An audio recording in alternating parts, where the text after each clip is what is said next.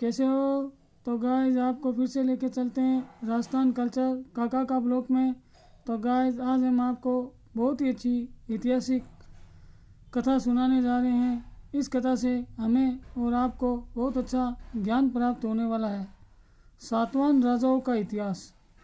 तो गाइस लगभग 230 ईस्वी पूर्व से तीसरी शताब्दी ईस्वी तक दक्कन क्षेत्र के एक शक्तिशाली राजवंश का वर्णन करता हूँ, जिसकी स्थापना सिमुक ने की थी, जो मौर्य पतन के बाद उभरा और गौतमी पुत्र सातकर्णी और पुलुमावी जैसे शासकों के तहत अपने चरम पर पहुंचा, जिन्होंने शकों को हराया और साम्राज्य का विस्तार किया।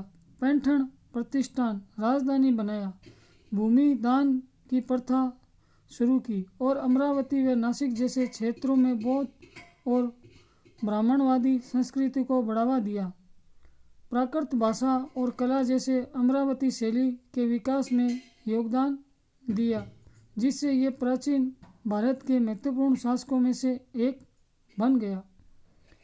सातवान राजवंश का इतिहास लगभग 200 ईस्वी पूर्व 225 ईस्वी। सातवान, जिन्होंने आंध्र भी कहा जाता है, दक्कन के एक प्राचीन भारतीय राजवंश थे, जिन्होंने मौर्य साम्राज्य के पतन के बाद लगभग 450 वर्षों तक शासन किया, जिससे भारत के इतिहास में एक महत्वपूर्ण कालखंड जुड़ गया। स्थापना और प्रारंभिक शासक सिमुक इस राजवंश के संस्थापक थे, जिन्होंने मौर्य के बाद कण्व वंश के अंतिम राजा को हराकर सत्ता संभाली और अपनी नींव रखी। लगभग 230-207 ईसा सातकर्णी प्रथम एक प्रारंभिक महत्वपूर्ण शासक, जिन्होंने अपने साम्राज्य का विस्तार किया और भूमि दान की प्रथा ग्राम दान शुरू की, जिसका उल्लेख नागिने घाट शिलालेख में है, और उन्होंने वैदिक यज्ञ किए। गौतमीपुत्र सातकर्णी गौरवशाली शासक थे। लगभग 106-130 ईस्वी तक शासन करने वाले गौतमीपुत्र सातकर्णी सातवाहनों का सबसे महान शासक माना जाता है। उन्होंने शकों के शेरात वंश को हराया, विशेषकर नहपान को, और उत्तरी कोंकण व मालवा के क्षेत्रों को पुनः प्राप्त किया, जिससे साम्राज्य का गौरव लौटा। उन्होंने खुद को ब्राह्मण बताया और ब्राह्मणों को भूमि दान देने की प्रथा को बढ़ावा दिया। साथ ही कृष्णा वासुदेव जैसे देवताओं की पूजा की और वैष्णव धर्म का समर्थन किया। साम्राज्य का विस्तार और राजधानी।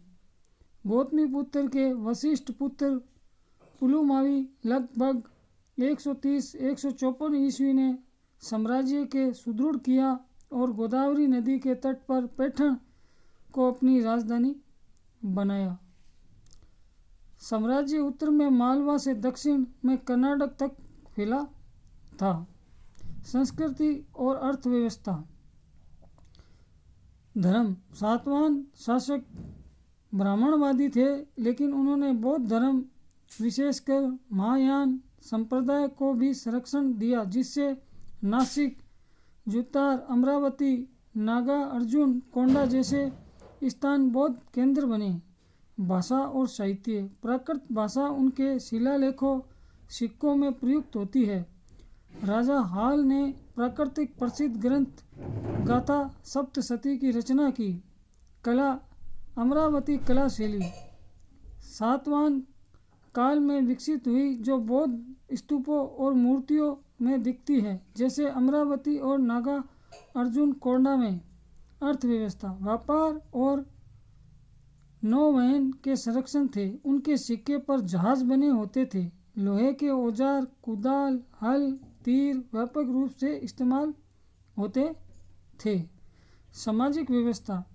सातवान समाज में मात्र सत्तात्मक प्रभाव था, जहाँ राजाओं के नाम उनकी माता के नाम जैसे गौतमी पुत्र से रखे जाते थे। हालांकि राज शासन वंशानुगत पितृ सत्तात्मक था। सातवाहन शासकों ने मौर्योत्तर काल में भारत की राजनीतिक और सांस्कृतिक स्थिरता महत्वपूर्ण भूमिका निभाई। तो गाइस आज हमने आपको ये बहुत अच्छी कथा सुनाई। इस कथा से हमें बहुत अच्छी जानकारी प्राप्त हुई। तो गाइस आज के लिए इतना ही।